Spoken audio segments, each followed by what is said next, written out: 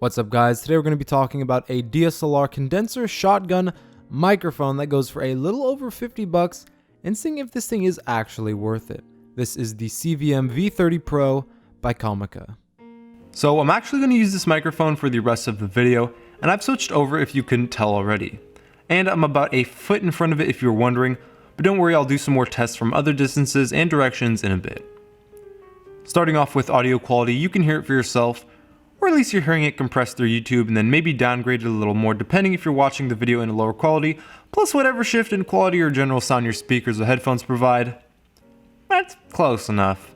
The overall sound is pretty good, not only for something that cost around 50 bucks, but just in general. Lows, mids, and highs all come together nicely, and while this won't be giving anyone eargasms, it does sound good.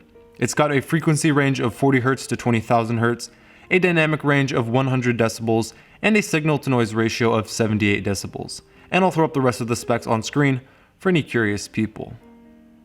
Like I said earlier, this is a shotgun microphone, so instead of just recording every direction and all that at about the same level, this thing is going to heavily prioritize what is directly in front of it, whatever you're pointing it at. And this goes for all shotgun microphones. Usually what you would use this for is to have the audio focus on your subject within the video and kind of subdue all the sounds that are coming from the environment around you. And here's what the polar pattern looks like.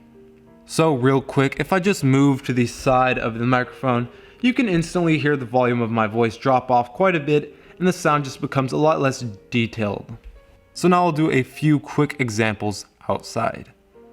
Here's how this mic sounds a few inches in front of it. Here's how this mic sounds a few feet in front of it.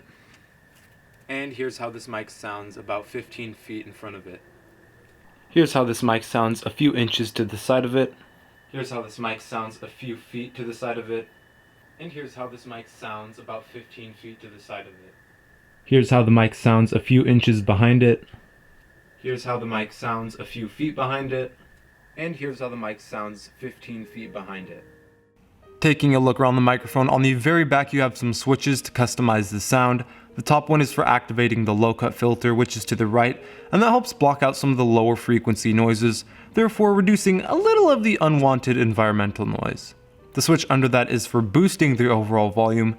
Having it in the middle will raise the levels by 10 decibels, and having the slider all the way to the right will have things at your normal levels. And then the little light under that lets you know when the microphone is turned on. The cord coming from the left side of the mic plugs right into your 3.5mm headphone jack on your camera, and the length of the cord is pretty nice and is coiled in one area so you can stretch it a bit farther if need be. This mic is powered by two AAA batteries, and those just slide right into the back here and will last you a pretty long time, with Comica claiming around 200 hours of use. The build quality for this thing is pretty average and perfectly fine for the price. It's lightweight and the design looks good while also allowing for great shock absorption.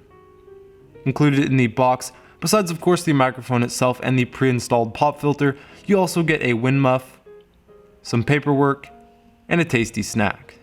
Going back to the wind muff, it definitely helps reduce wind noise when filming outside, but something to be aware of is that if you're using any wider angle lenses, you will be able to see some of the hairs of the wind muff blowing around.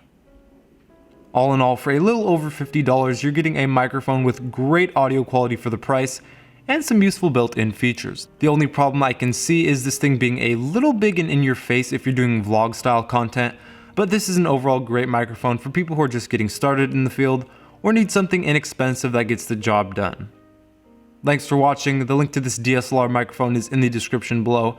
As well, don't forget to subscribe for more upcoming videos, and as always, I'll see you guys in the next one.